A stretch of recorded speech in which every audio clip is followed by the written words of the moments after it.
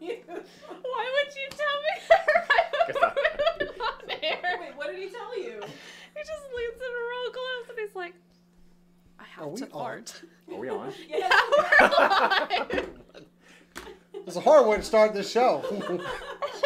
He's just like real close. It was a very intimate moment. It just like. Good evening, everyone. Welcome to SCNS Live, the Super Cool Nerd Show. Thank you guys all out there in the Super Cool Nation for joining us tonight. And it is the last show of the season. We will be taking our break. Everybody, enjoy your holidays that are coming up here soon. Of Eat lots of food. Hello. I've already started my break beard, so. Oh, is that a thing? Yeah, I don't shave until like January. No shave November. It's breaking No, beard. I don't shave until January unless my wife's like, No shave December. No, I just don't. It's like my way of like, No, getting it January. Yeah. Yeah. And that's when the shave happens. Like, oh wait, that's happening? Hang on. I'm ready. Let's go. That's all good. All of a sudden, you found your razor. Exactly. Oh, Boy, yeah. It's like ninja time. Just anyway. Oh, okay. So thank you. Let's guys. get two razors. We'll shave it I'm faster. Jason Lee. I'll go get the straight razor shave. I'll pay for that. Hold on a second. Oh, kicking it old school. I need an like emergency it. job right now. Yeah. So I am Jason the X, the guy that does the Sweeney Todd shave. And we've razors. already talked about this. It's the frames. It's bothering me. It's just. These are my new glasses. It is, yeah. I'm gonna call BS, but okay. These, I used them on a shoot. If you look at my Instagram, then you can see me full hipster. I was wearing flannel with suspenders, a hat that flopped back, and these, and 2 different shades of lipstick. And I just decided to keep the glasses because I thought they were funny. They are funny. They're cute though. Thank you. I look like I'm about to tell you, well, actually, this beer was actually brewed in Texas, so that makes it a better beer. Like, that's who I feel like right now. See, the problem is I know someone that has that exact tone and talks exactly like that, and it hurts. So introducing the rest of the people on this show. Over here, welcome back, Bryce Culver. Thank you, Jason. So in the 90s, I think people wore glasses without the lenses frequently. Or they just wore the Actually, glass. Mid-2000s as well. Was it the 2000s? Okay. It All might right. just be something that doesn't go away. So you're only Yeah, it's a a fashion decade trend. away from Yeah. being really cool. Only a decade behind or ahead. Or of ahead. being Okay. Really cool. Let's look ahead then. Yeah. Yeah. And the lady over there talking about her glasses, that's Cass. Hi there. So, but most importantly, behind the board, making everything look pretty, sound good, and all the little ins and odds and doodads and stuff and graphics and whatnot, Cora. Hi. And my glasses are real, see? Funny story, I tried to get her to wear a I Hate Babies shirt before we went on, I'm not wearing and it. she refused. I like babies. They're cute. Don't As lie. long as they're not mine. I don't want babies. Don't lie. Anyway, I'm just trying to get the truth out, because we're all about the truth here. Truth is out there. The truth is out there. If I hate babies, I have to hate my niece, and I can't do that. She's not a baby anymore. She's a... Oh, yeah, you're Yeah, right. exactly. There She's you a go. toddler now. Ah, there It's we like, go. I like my dog. I don't like other people's dogs. The dogs might be assholes. Anyway, so we are ending the show with the best of, even though it's only November. And we know Bumblebee will be the best thing. So, Aquaman. Aquaman. do you have to Deadpool. argue with her point? Aquaman. She's not, yes, Kat, we miss you. And I'm still going to talk shit about it. Oh, her point. That was my point. No, you're wrong. You're wrong. I'm wrong? Yeah, you're wrong. Am I No, wrong? you're right. Can the universe hear me? Because I've been shouting Aquaman for a long time. You should probably stop doing that. This, for some reason, this microphone doesn't seem to work. 'Cause I've been It doesn't pick up proclaiming bullshit. That's Aquaman. Arthur Curry, come on, guys. I'm sorry. Come on, Jason. They have a bullshit filter. Only, Mara. Anyway, How about Mara? only one of them has a wet Jason Momoa. That's all I'm saying. as a warning, though, it will be a bit of a somber show. We can't do the show without recognizing the departure of one of the greatest gifts that we've ever had as far as a creator and the comics, Stan Lee. And we're going to talk about that a little bit later on. Try to bring it back up after that. But anyway, let's go ahead and do it like we always do. Kick it off with some super cool nerd news.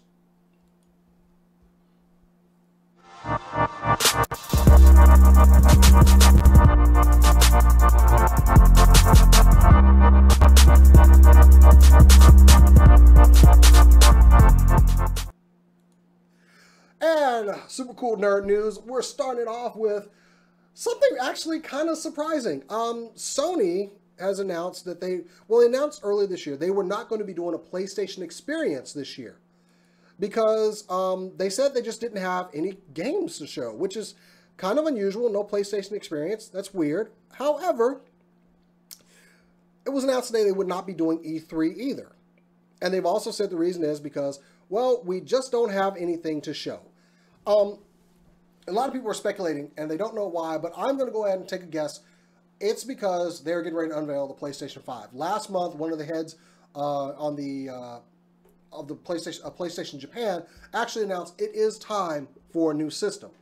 Today is also the 5-year anniversary of the PlayStation 4, so honestly, today would have been a perfect day to announce a new system. Just saying, 5 years, PlayStation 5, here, give us $400 more for another system, which I probably won't do because, you know, it works just fine. So, yeah, 24 years of E3 going, and this is PlayStation's first time missing it.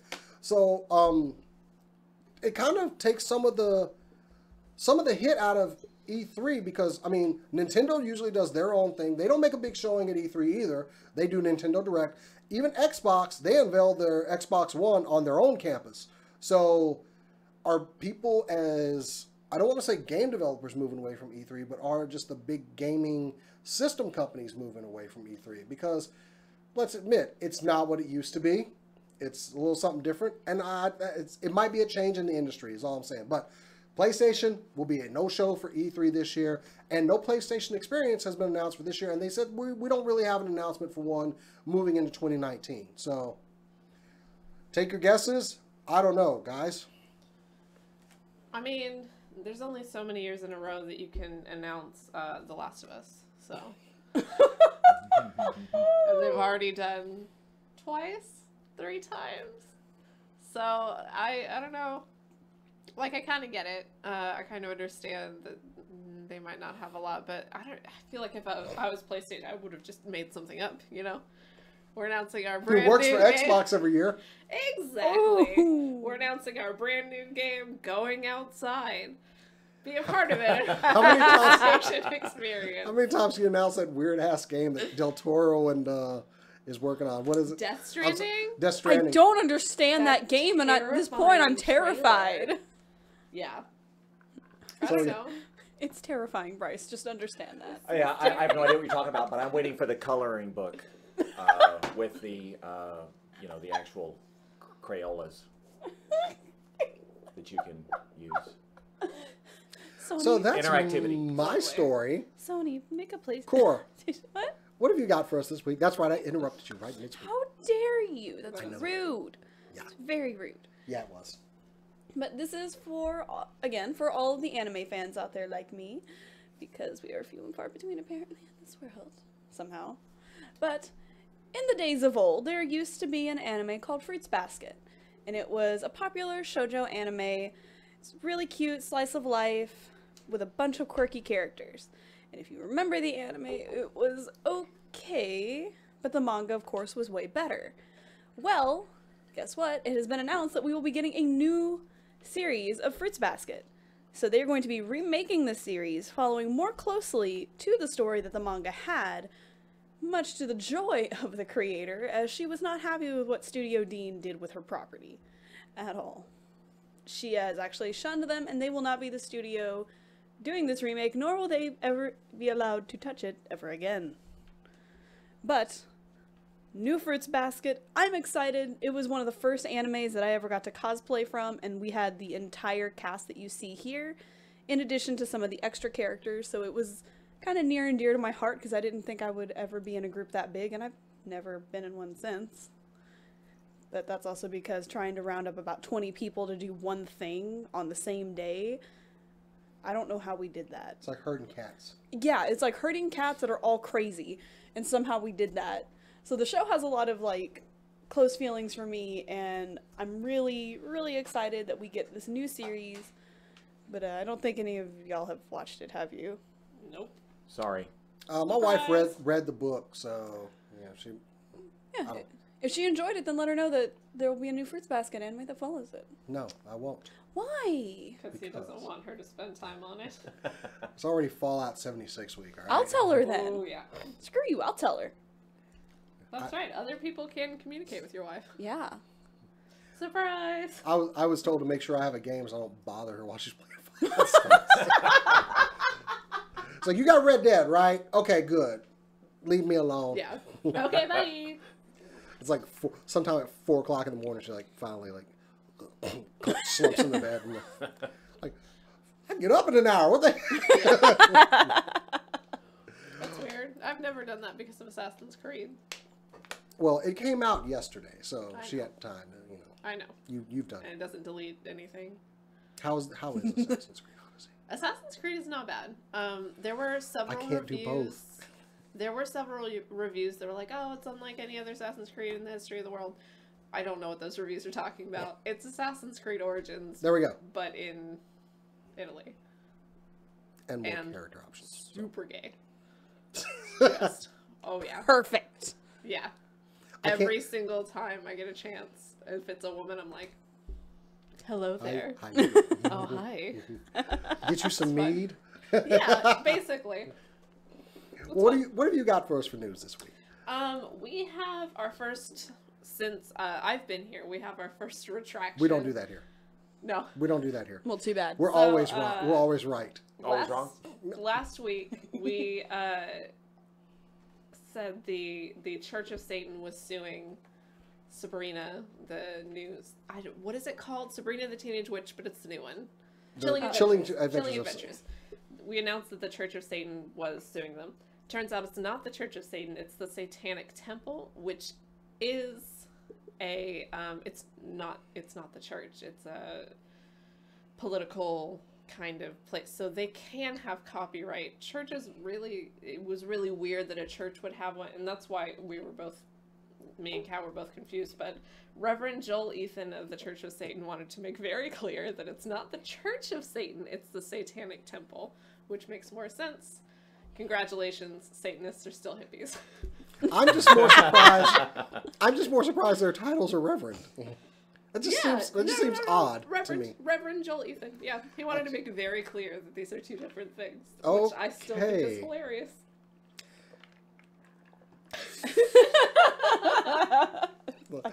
Fictional TV show. That's where you look at that person and go, "Who the hell are you?" Okay, so since you weren't here last week, basically what happened is the Satanic Temple sued Chilling Adventures of Sabrina because they used, I don't have my notes. Some statue. They used a statue that is associated with Satanism. Baphomet or something. Okay. Yeah, it's Bahamut, except it's a different name. Baphomet, yeah. Baphomet. Okay. And so yeah, they basically sued it, but it's not the Church of Satan. It's not Satanists. It's like a political thing. It's like, who fucking cares? honestly, it's because I found this information. I was like, Oh, not we were the story actually itself, inaccurate. but I'm just like, these people. Yeah. It's Who so are bizarre. these people? Like, why? You lose cred in my eyes. So it's not the artist who made the statue that's suing without compensation? No, it's the political group that associates itself with the statue. To be fair, the statue is much, much, much older than copyright has existed. Oh, okay. Oh, So- Jesus Christ. Yeah, it's this particular version. Sorry. All right. All right. It's been public domain for Y'all suck. many years. They suck. Yeah. Get on with your whatever you do. You're losing cool points with me. Brycer, what have you got, buddy? Okay. Well, an all-female creative team at DC Comics is going to be bringing, for the first time, a limited series, I think it's 6 issues long, in February of next year, The Female Furies, which is Jack Kirby's creation from the Fourth World. Ooh. And this is very exciting because we're going to get to learn about the early days of Apocalypse with Big Barda and the Female Furies, being brought to you by, I'm sorry, Cecil Castellucci, sorry if I'm mispronouncing your name, and artist Adriana Milo. So it's gonna be pretty cool because you're gonna get to see Granny Goodness raising, in the early days of the female Furies, and you're going to get to see, you know, the circumstances of where they live and who is in power, and you know, these women are very strong and capable, and it's generally, you know, when Darkseid sends his forces to fight you know, the forces of Genesis, you know, the all-powerful High Father, and you know, Metron and everyone else. You know, typically the female Furies are left out of the mix. So this is going to be interesting because you're going to get to see. Hopefully, they're going to blow up some stereotypes, and we're going to see some interesting character development for these ladies. And I can't wait because hopefully this, you know, brings a lot of excitement to fans and DC Comics. You know, on the, you know, fringe fans who want to see the new Fourth World movie that they're bringing, you know, to theaters in the near future. So we get to see Barda as a Fury? Ah. Yes, before she leaves. I saw the pencils on the screen over here. They're not bad. I want to see them full color. Yeah. But I think I've seen that. I think I've seen that artist work before, and I kind of dig it. So, Granny Goodness looked friggin' creepy as she always does. If they could just get, I always hear Ed Asner's voice for Granny Goodness because he did it on. I think he did it on Justice League Unlimited. I think so. Yeah. Yeah. Ed okay, Asner yeah. imitating a female voice is like, wow. So the pencils look good. I actually, I wouldn't mind seeing Barda's time as a female Fury. Yeah, I love the art, actually. Maybe I should show her breaking away from him. We want to be very clear. These are female Furies, That's not just their female Furries. furries. No, it's Furies. Right. Exactly. It was a question in the chat. I felt like I had to. Good The point. spirit of Jack Kirby will visit you tonight and mess you up, boy. Actually, it's Jack Kirby. He probably will. Jack Kirby was, He was bitter. Jack Kirby was like, "What did you say?" What did you just call me? Oh my God, the ghost of Jack Kirby. Yeah, and I'm here to punch you in the face. Is that the ghost of Jack Kirby or the ghost of you? Kind of both. Okay. He was an inspiration in my Blended life. at some point. So February 6th, 2019. Nice. Check out Female Oh. Furies in your comic store. Yeah, One Yeah. R. Yes. very important. It's going to be awesome because Jack Kirby's creations are awesome. Yeah. All right. Well, that is the news. So, now is going to come a hard part of the show, everybody. This Monday, at the age of 95, we lost Stan Lee. Probably somebody, he's one of the greatest comic creators ever, universe creators. And thanks to his work, we have a whole generation of superheroes to pull inspiration from. I don't think the genre would be the same had not it been for his contributions to comics and writing and characters. Before we go any further, there is a short video I'd like to play. Cora, can you run that real quick?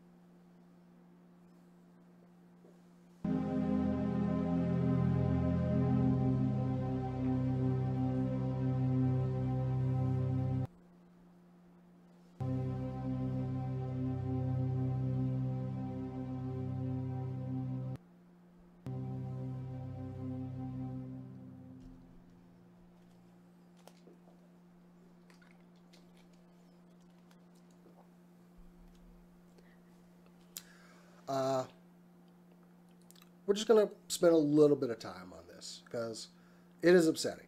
I'm pretty sure a lot of tears were shed from fans of his work this week, and his memory is going to live on. The gifts that he gave us, they're never going to leave. And I know personally for me, I've talked about growing up in a not so great life, not a great place. I lived in the projects, and there was a lot of crime. There was a lot of bad activity around, and though I didn't have much, I had my comic books, and Marvel was always my favorite. I loved the X-Men growing up, Spider-Man, and my first experiences of Stan Lee were as a real small kid watching The Amazing Adventures of Spider-Man, hearing that voice, "Hey, true believers, Stan Lee here," introing every show. And I think you found a bond with that. Especially the few times you would actually see him. You'd see this guy with the dark shades and just the white hair on the sides. And whenever you saw him, he was always, whenever he did his intros, he was always very excited. You could hear that passion, that love in his voice. It's a very distinctive voice, and it was just one of the best things. So for me, what kept me away from those bad things in my life were the inspiration of the heroes that I idolized so much. When I would read the X-Men and see how different they were, but being outcasts, which I dealt a lot with, being a biracial kid, but I identified a lot with the X-Men because they were outcasts, but they still did the right thing. Even though the slings and arrows of the world hit them, and no matter how hard it was, they were still heroes. And I knew I was never going to develop superpowers, but I'll tell you, reading those books and everything made me, as a kid, just want to be better. Captain America, as I've said, is my favorite hero of all time. Not because he's the most powerful, it's more of what he stood for. And I wouldn't have those memories, and I wouldn't have that inspiration had not have been for Stan Lee. And honestly, and I hate I never did it, which is one thing, guys, if you got a notion to do something, go do it. I always wanted to just, I didn't want his autograph, I didn't want a picture, I just wanted to say thank you. I'm never going to get that opportunity now, but I'm going to make sure that if they don't know who Stan Lee is, I'm going to tell them who he was and what he did and what he meant to me. His work's going to live on, and even saying this out loud on this video is a dedication of what he did. So though I didn't tell him, I'm going to tell the world that I am grateful for what he gave me in my life.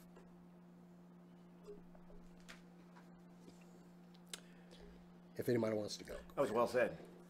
I have similar situation, Jason. Growing up, I was raised in a single-parent home, and I was definitely impacted by Stan Lee's work. He was a prolific powerhouse of a creator and writer and pitchman. He brought a lot of joy to a lot of people, a lot of comfort to a lot of people. I know that I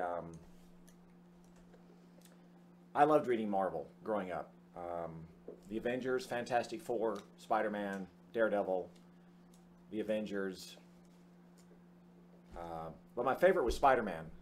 I identified with that situation, that home life, a little bit because of Aunt May and Peter Parker. I wanted to be Peter Parker.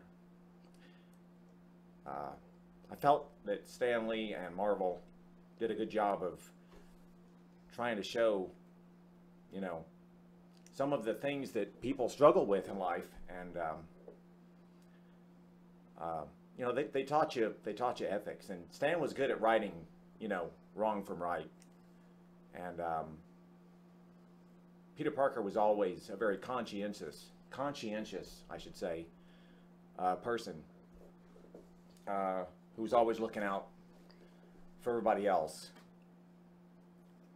and I really enjoyed that aspect of the stories. I was kind of a, thank you. I was a keeper of the flame. I was a KOF. And that's, Marvel defined that as someone who recruits newcomers to Marvel's rollicking ranks. I love Marvel Comics and still do, and this hangs in my home today, and has been hanging in my home for over, well, all of my life, actually, since I was about 8 years old. Can you see it? This still hangs in my home, and I look at it with great joy. This is Sal Buscema's artwork. One of the great things about Stan Lee that some people may not know is that he gave a lot of credit to the people that deserved it, and those are the artists that he collaborated with, the people that helped create these iconic characters that will endure long after all of us who are in this room or watching this video tonight. They will live on long after we're gone, and some of the artists like Jack Kirby and Steve Ditko, Stan always gave them credit. Stan was a great guy. He was funny, he was personable, he loved his fans, and I would imagine that he would be happy to know that so many people have been given so many,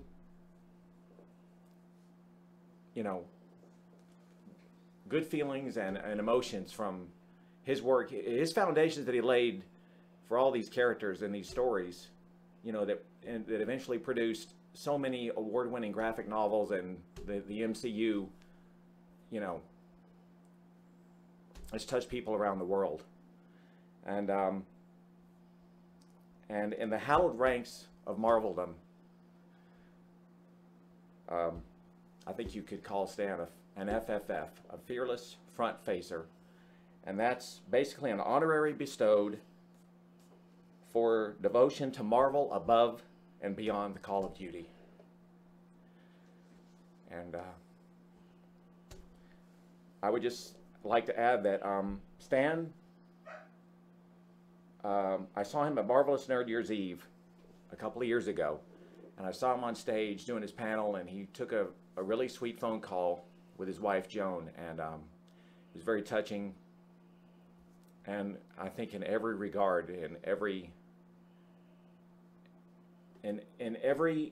scene and everything I've ever read about Stan, people have gushed about how much they love the man, and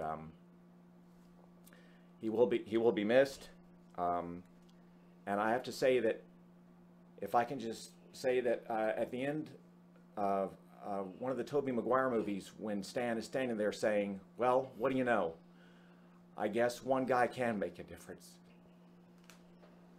Well, Stan Lee, you did. Certainly for me. I'm feeling just, I think, extraordinarily grateful for what he did. I've talked about this before, but growing up, I was a girl in a house full of boys. I had mostly boyfriends, so I was the girl. We don't want you here. We're talking about boy stuff. In comics, we're boy stuff. And then as I grew a little bit older, and this is, I'm probably talking 18, 19 years old, started going to cons, and pretty soon I went to a one with Stan Lee. And I remember him, he was answering questions, and there were a lot of boys and there were a lot of girls, and there was no difference. Everything about him was so focused on the fans. And that's one of my favorite things about Marvel, is that there are girls everywhere. And that's really, really important to me. And that and his characters they were always very human. And DC, I love DC, they have these powerhouses, they have great gods. But Iron Man, Spider-Man, they're going through real people's struggles. Spider-Man can't pay the bills. And that's very human, and that's so important to address. That's so important to me, to show people, more than anything else, people. every single one of his characters was a human person, is a human person, and that's what he did. He made people, and he loved people, and he treated people. He never forgot that every single one of his fans, every single one of his characters, everyone in his life was always a person. I am extraordinarily grateful for that.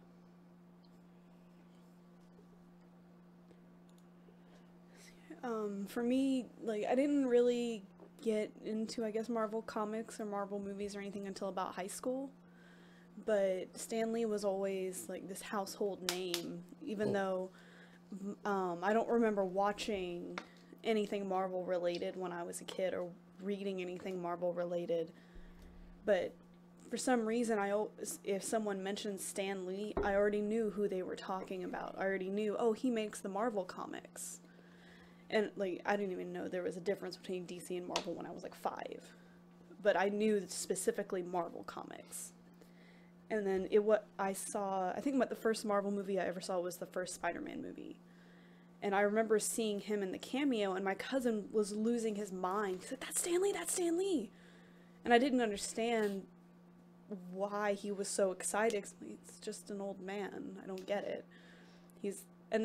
Now I get it. Obviously, now I get it. And I love that the little cameos continued. It became a really fun reason to watch the Marvel movies. But back then I didn't understand it. And then I started reading more Marvel comics because, as Cass had said, the heroes are more human. Even Thor, who's a god, has a lot of human qualities. And that's something that I could relate to. I could relate to a god. That's weird to say. But the stories were always really interesting. They were really fantastical. It really was like someone just took a step into someone's imagination. And he created the legwork for that. He just basically was like, here's the things that you need to know. Do whatever else you want. So he truly is like the spirit of what imagination is for everybody. I mean, because of him, I started reading and looking more at Western media instead of just like Japanese stuff. For example, I started actually looking into making my own superheroes. And like, I was so happy that he had female heroes that weren't all just sexy, I'm gonna wear just a bikini to fight crime. I mean, most of his female characters, while they wore skin-tight bodysuits, I mean, the men did too, they were mostly covered. So it showed a lot more respect for the female heroes than some other comic books I had seen, or even some of the comic shows I had seen. I don't know, I'm kind of rambling, but I am going to greatly miss him a lot. I'm going to miss all the fun stories that people posted about when they first met him, although I guess I still get to read those, but there won't be any new stories, unfortunately. And those were always the fun ones. When I met Stan Lee, and they would have a story, even if they were only at his table for 5 seconds, he took the time to get to know everybody. So. All right. Well, we're gonna miss him. That can be said. If there's anything I can appreciate this week, has been what Coral was saying, the outpouring of just love and remembrance of a man who gave us so much. So we will miss him, but his work's going to live on. And anybody handling this stuff, seriously, if you're a creator, if you're an artist, you probably owe something to Stan Lee. So I think we all do. All right.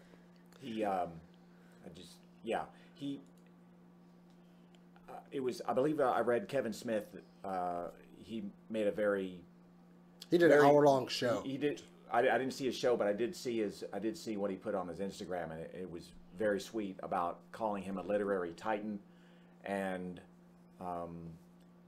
it made me tear up what Kevin Smith said about him. So if you get a chance to read what Kevin Smith said, I think he expressed his love for Stan extremely well, and I would just say that Stan made a lot of Marvel movies fun. He didn't write them, He didn't direct them, but he sure provided a lot of laughter in theaters, right? When he would appear, and I would just say that Asgard has a new brother right now. Well, we have one more. Ricardo couldn't join us tonight, but he did have a video he wanted to share. Go ahead and run that, and then we're going to move on to our next topic.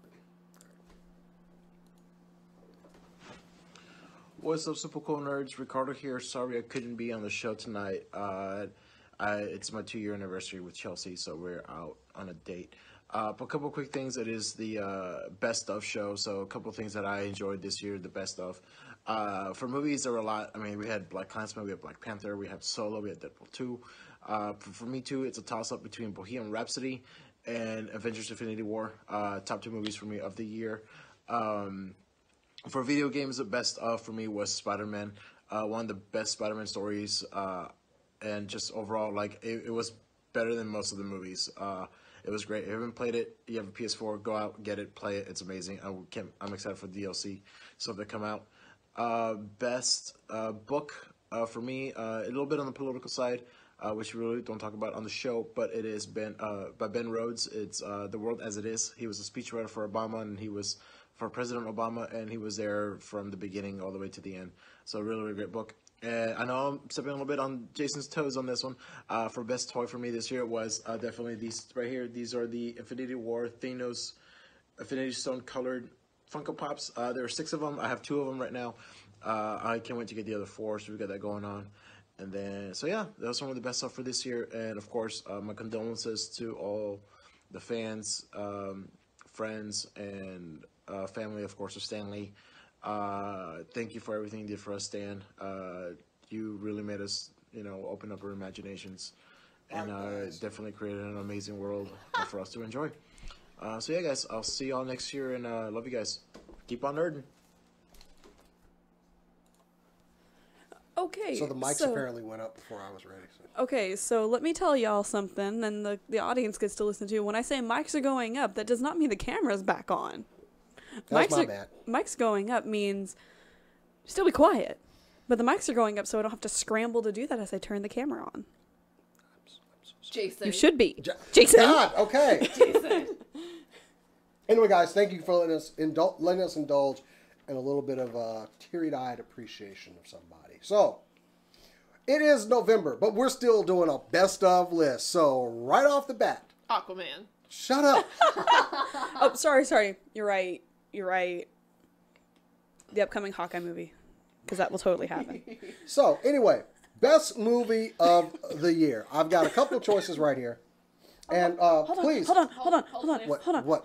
What? Let me put the graphic up that you work so hard Okay. on. Yeah. So, Okay. I thought that was a cue to run it. So, I choices. was trying to get it, okay? It was hard. It was kind of some hard picks here, but I got 8 choices: Infinity War, Black Panther, Deadpool 2, Jurassic World: Fallen Kingdom, Incredibles 2, Solo, Ant-Man and Wasp, and Halloween. For me on this list, I'm flat out Infinity War was my number 1. Really? Yeah. I gotta go Black Panther. I'm going Infinity War because everything has been leading up to this, and this was my payoff. So, for me, it's Infinity War. All right? I mean, okay. Okay. Yeah, that's right. I'm going to jump on that bandwagon because I saw that film 3 times in theater. I thought you were going to say Venom. You thought I was going to say Venom? Hold on. Venom is now in the running. Hold on. Venom is now in the running. We can Venom we was can a great do movie. Venom is not in the running. That was not a great movie. Changing my vote. And Jason, I don't like you anymore. That was terrible. I see one in the chat, Deadpool 2. I think it's funny that you chose to single out Jason on that one and not me. Well, he brought Who it up. actually liked Venom. Well, he brought it up. I was going to single you out if you did bring it up. I thought you were going to bring it up, actually. I forgot that it came out this year. No, I gotta go Black Panther. Infinity War, yes, it is a culmination of many years, but Black Panther was just a good movie. It was, and this is a hard list. Yeah. So I like some of the choices. Black Panther, John Picard is going with that. Geeky on the YouTube chat, he is saying Deadpool 2. Deadpool 2 is a great movie. It was. And Alright. somebody, Waterboy. What? I don't know. I think he means Aquaman. I'm Maybe agreeing. he means wow. maybe he means The Shape of Water. That was last year. Wait, was that out this year? Was Nope, it? that was last I year. think Oh, that okay. was Oh, last okay. year. All Because right. I was like, wait, I have to change my vote. All right. So okay, got that. Also, for me, Bad Times at the El Royale would be in the running, but it Really? wouldn't win. Bad Times at the El Royale, have I not seen forgot to that do a one. review about. Yeah, Bad Times at the El Royale. If you told me it was written as a play, I wouldn't be surprised. It kind of feels like a play, but yeah, Cynthia Erivo. Several people in that movie deserve Oscar nods. Chris Hemsworth, Cynthia, maybe even Jeff Bridges. It was an amazing, amazing movie. Black Panther still wins out for me, but Bad Times was amazing. Core, best. You only saw one movie, didn't you? I saw 2. I saw Infinity Well, War. pick one of the two. Oh wait, no, I did see 3. I Didn't- did see 3, and they were all Marvel movies. Was the other one Ant-Man and the Wasp? No, I didn't get to see it. It was Black Panther, Infinity War, and Deadpool 2. So which one is the Which best? one of those three? I would have to say Infinity War. Yes. Only because I legitimately could not guess what was going to happen in Infinity War. Everything that happened took me by complete surprise and I couldn't predict it. In Black Panther, there were parts that I could predict, but also know that Black Panther comes in like a really close second, and this was really hard. Well, since Cass got a runner-up prize for a second. Second fiddle? Sloppy seconds. Yeah, I don't know about sloppy seconds, but Oh yeah, it's- sorry, Venom is my number 2. yeah. Yeah. Guess what? Guess what? Venom was a number 2 for me too. It was crappy. Oh! The claws, Yes. they be coming out. Pick up the gloves. Sir. Yeah. We're gonna have war. My number 2 would have to be either Halloween or Black Panther. I saw Halloween twice in theater. Really, really liked it. So, they're two totally different movies, but I would have to say Black Panther, I guess, because it was really awesome. I just wanted a chance to get Black Panther because it probably one of the better villains of all time. So who was good. totally in the right, honestly. So all right. So But can we all agree? Venom is the best rom-com of Okay. 2018. Absolutely, and I'm not What? joking. Venom is a love story, and I love it so much. that is so disturbing. Venom is a love story. Just because it's a China guy. Okay, don't come at me because you thought Thanos was thick, and I did not enjoy that comparison. So let me have my Eddie Venom romance. All right. Moving on. Ugh. Best TV this year. Best TV show you watched this year. This was a really hard choice. I got a couple picks here. Handmaid's Tale, which was just fucking tragic. Atlanta, Star Trek, The Orville, Castlevania, The Good Place, Stranger Things, and Lost in Space made the list. Can't have Stranger Things. Can't have Stranger Things. Why not? Didn't Why? come out this year. Bryce, why did you add that to the list? It didn't. I thought it It did. was last year. Okay, then that's Okay. out. That's off. Scratch the that And list. there's a off. big red X over Stranger Things. Sorry about that. So my choices for this, I'm gonna go with what I enjoyed the most. Orville, Star Trek, better than Star Trek, Star Treks, Star Trek. So... and Oh, boo. No. because it was a surprise hit, Castlevania is my runner-up. This season. This season. This last- season. I haven't watched. Oh, that it's one good. yet. It's good. I haven't watched most of these. Bryce, Uh, No, go ahead and finish. go ahead. You want to go next? Can I have one that's not actually a TV show? It streams on Twitch. Sure, that's fine. Oh God. Critical Role. Knew it. I knew it. Critical Role I knew it. Is Okay. so good. All right. What's your number 2 then? Good Place. The Good Really? Place continues to be some of the most solid television that I've seen in a long time. To be fair, if Stranger Things did come out this year, it would top it. But as far as TV shows that have come out this year, that or the last couple episodes of Happy also came out this year. Chris Maloney, Patton Oswalt, amazing, amazing show. But only half of it came out this year. So, but yeah, Critical Role. Love it so much. Got some from the chat. Atlanta from Joseph House. Daredevil season 2 was season 2. Season 3 means. Okay, that was a correction. And I see Carl saying Lost in Space, which I just hated that kid in Lost in Space. He just got in more trouble. Wasn't So you that- saw the whole 10 Oh episode yeah, series? yeah, I saw it. You didn't care for it? I did not care for Will Robinson. Okay. I did. I Danger, thought the Will show was Robinson, outstanding. danger. Robinson. Huh? Are they supposed to be like a Robinson Crusoe? No, thing? Yes. kind of. Robinson Crusoe in space. But Will Yeah, Robinson just got into just trouble over and over again. Coral. Yeah, exactly. Well, I mean, you know, Yeah, I know. when you're in an alien environment, you know, I know. it's not Richardson, Texas. I mean, you know, it's Stop those telling things people are where gonna we happen. Oh, He Richardson, didn't. Texas. What are you talking about? We're Where's in that? Washington D.C. well, okay. For me, for best TV, since it's not Stranger Things, I was gonna go with Star Trek and Stranger Things, but I'll go with Star Trek and Lost in Space. Big surprise, I'm sure, for a lot of people who know I'm into sci-fi. But I thought Lost in Space was great because the visuals were very compelling, and I thought the actors were great. The guy who directed the first 2 episodes is Neil Marshall, who directed The Really? Descent. Yep. Okay. He directed The Descent and Dog Soldiers. I was completely enamored with Lost in Space. I thought it was a lot of fun. I liked it. I just didn't like Will's. But anyway. All right, so I Get to like it. Get this to is know a it. category that you added in. Best I did. oh, I'm sorry, Cora. Cora. Best TV this year you've watched, Cora. I already know one of How them. dare you? No, I already know one of Actually, them. the only one I saw on that list was Castlevania, so I Good have to God. go with that one. It was gonna win out Come anyway. on, man. I don't watch much TV. I've been know. I've been playing a lot of video games instead. That's fair. But Oh Castle, yeah, we're gonna get to that in a second. yeah. But with Castlevania, you got vampires, you got brutal murder, You got and daddy. you've got daddy issues. You got everything I want apparently in this anime only. I don't want that in real life. I just want it in anime. Well, no, we're not gonna get into I'd that. say very few of us want to be in the TV shows that we watch. Oh no, I do not want to be in this show whatso fucking ever. I enjoy being alive Yeah. and not. Because you would be dead quick. Oh, I would be dead so quick. I am slow and I'm stupid. And not crafty at all. No. And you get scared easily and just fall Shut down. up. Hey, what's the next category? So the next category, Best Nostalgia Act from this year, which I thought was a pretty good category. Considering I just finished on the list I have here, the She-Ra cartoon on Netflix is actually really good. Mm-hmm. It's great writing, and I actually love it. Did you actually list off what was in this category, or just go I'm right gonna in? list. I'm gonna list off Lego Voltron, Yeah. the SNES Classic. Last year, Yeah, we found Was out. that 17? September 27th, 2017. Pause. I know. Fact check. Tamagotchi. I know. Tamagotchi Busting this chops. year. They did come out this year. And why did you tell me this when I made this list? Yeah, sorry. And Best Nostalgia Act, and this is a good one from Bryce, The Toys That Made Us.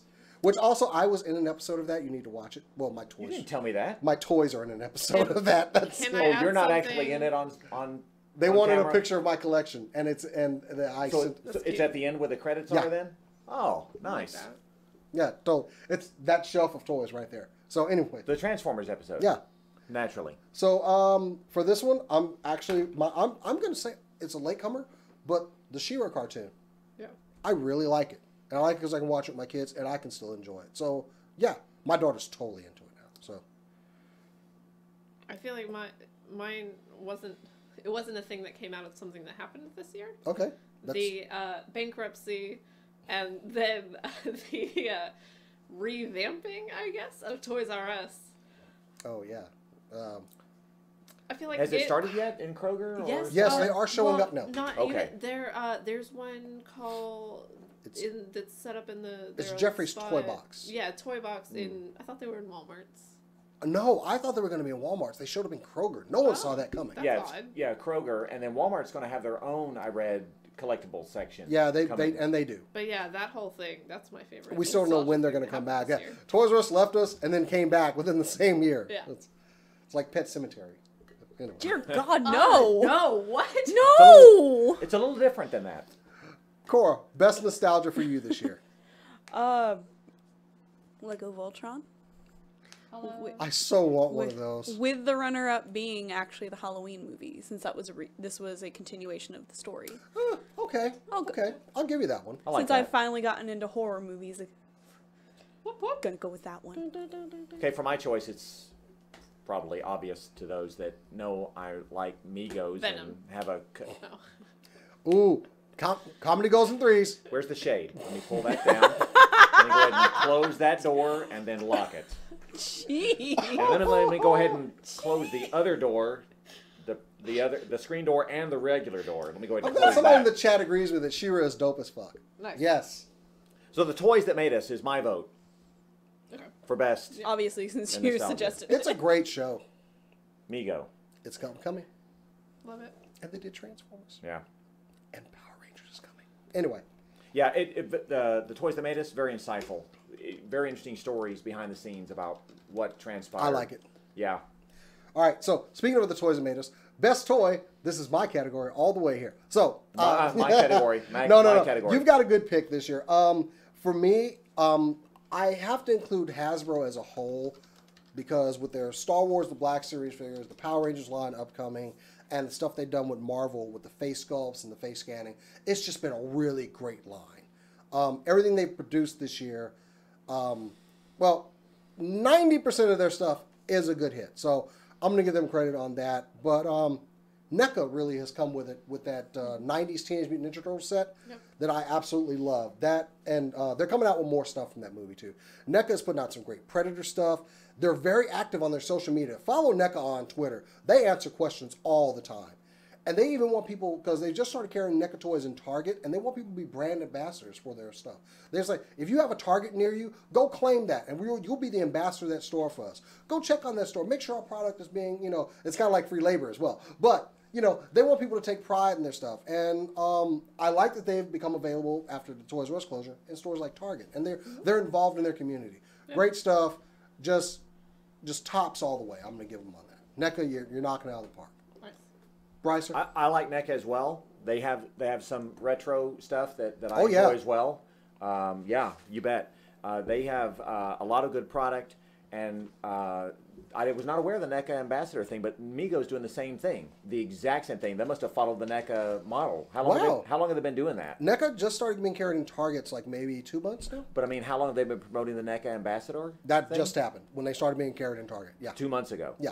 Oh well, then maybe NECA followed Mego's lead then, because Mego started the Mego Ambassador program about 8, 9, 10 months ago, I think, because I signed on to do that. I'm a Mego Ambassador, and so anyway, the Mego is my favorite toy, but NECA comes in a close second because they do a lot of the same thing, just different licenses with different, different franchises. They have a Crash Bandicoot figure that I have to get. That's Why are you rolling your eyes?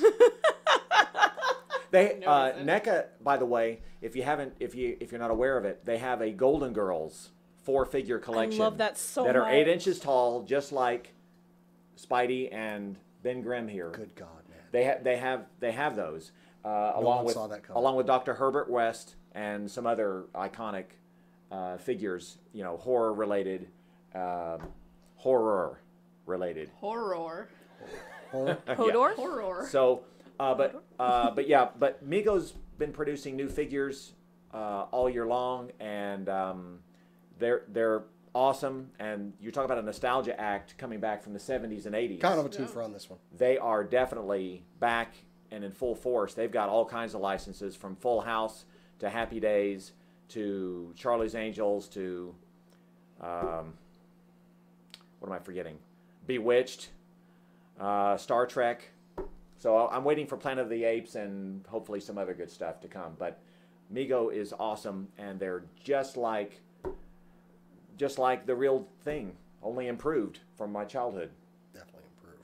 Yeah. Apparently, they're going to be making Thundercats as well, Good God. according to Geeky in the chats. You talking about NECA?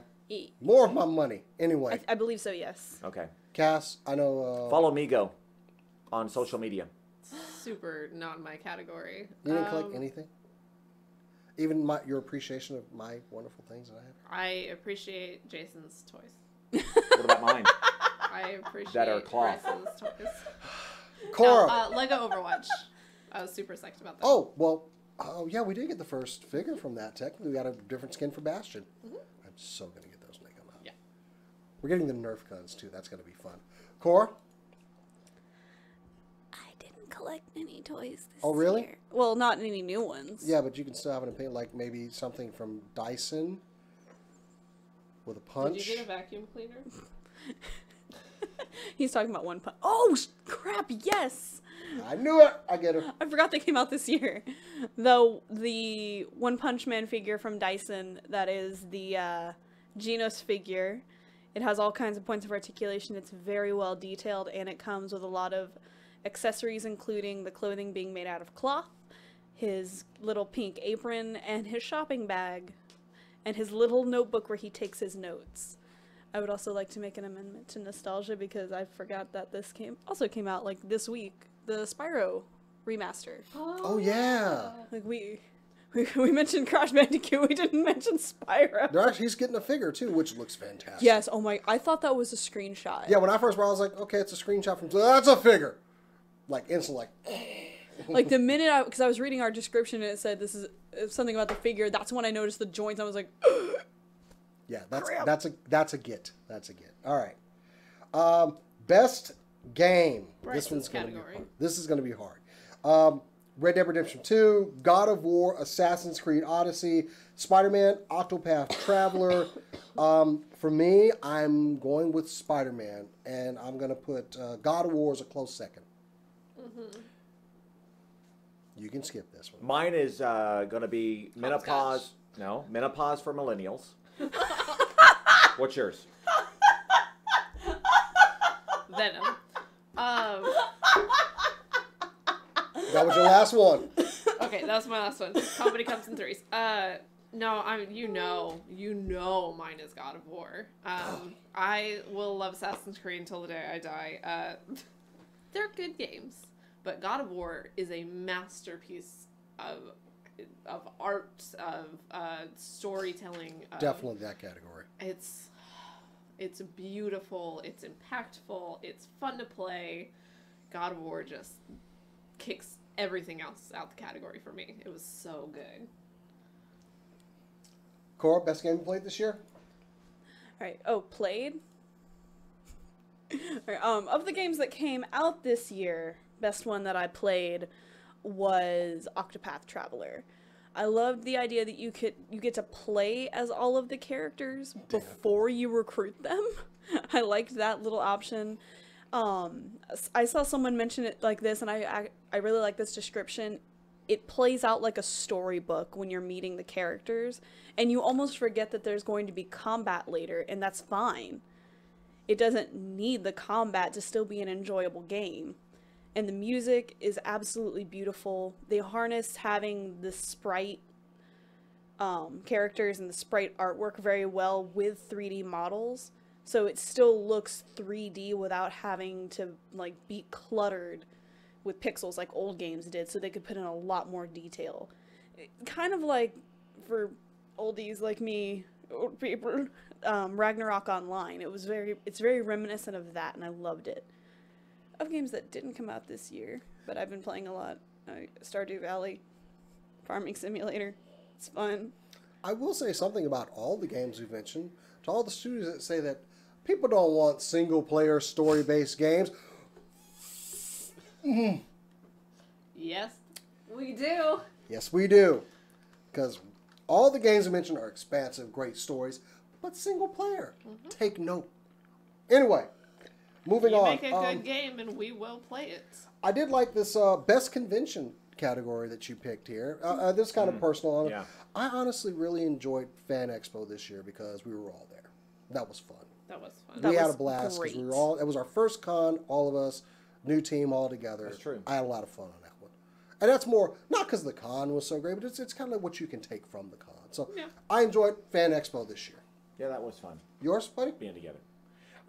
This has got to be QuakeCon, No, right? it's not. I know what his is. Mine was no, not quite the Quake. Mine was definitely in Nevada. The Star Trek Vegas 2018 convention was phenomenal. I mean, when you get to attend a show for 5 days in a row and see nonstop Starfleeters in their uniforms, that's a lot of fun for me. I had a blast, and everywhere you look, there's somebody wearing a uniform or a celebrity or something fun going on. Just you can't walk 3 steps without bumping into somebody interesting. So, yeah, a lot of fun. Cass. I think I gotta go with you. Fan Expo. It was super fun. That or Acon. Acon is just really well. It's the fun that we have, yeah. Yeah. Or no, not Acon. A Fest. A Fest, yeah. Yeah, A-Fest is A-Fest. way more fun. Oh, than Acon was not a fun. No, That's why I say it's more the fun we have. No, we had fun at A-Fest A-Fest. was it was a very well put together con, but I think Yeah, Fan especially- Expo was super fun. Especially their organization was so much better. Yeah, but no, Fan Expo was super fun. Cora? I'm gonna go with one I've never been to before, ReaperCon. Yeah. For the first time, like, if you don't think that there can be a fun con solely around tabletop gaming, you are wrong. That con was a lot of fun, not because of the events they had there, although they did have a lot of really fun events and classes. It was the people that we met. I felt way more open to talk to people at this convention than I have at any other convention I go to usually, which is funny because all of these people, with the exception of one person that I already knew there, all of them were strangers. And I felt way more open to be like, hey, what's up? And it's probably also because there were a pretty good even amount of men and women there. So I didn't feel like, oh, I'm in a tabletop game and I like tabletop, but I'm the only girl here, so they're going to judge me anyway. It was nice to see that stigma and stereotype is gone, and that's something that I wouldn't have known or noticed if I had not gone to ReaperCon. Plus, it was really cool to tour the Reaper Factory. Yes. I've never known a company be like, oh yeah, come on over. Just look at how we do this. I mean, you can copy it, but it's difficult, so have fun with that. For real. Runner-up would be A-Fest, though. Well, we gotta start wrapping this up. This is the last show of the season. We will be back January. I think it's January 15th. Actually, is when we'll be back. So after the New Year, everybody enjoy your holidays. We will still be having some videos. We're going to be doing a lot of stuff behind the scenes while we're gone. Actually, it was. I'm sorry, I got that wrong on the date. It's January 18th. So we'll be back then. Gives us time to get everything going. Put that on your calendars, please. So we'll be back for another season of this show that I'm going to do until the day I die. Because it's right here. I can just do it here. Anyway, we will be revamping the studio, which is going to be fun. We've got a lot of plans. There's going to be a lot of behind. Follow us on Instagram, Instagram/SCNS, at SCNS Live, and on Twitter. All that stuff at the bottom of the screen. So keep up with it. We're still going to be having some videos coming out, doing a lot more game streaming now that I've got everything set up again. So it's going to be fun.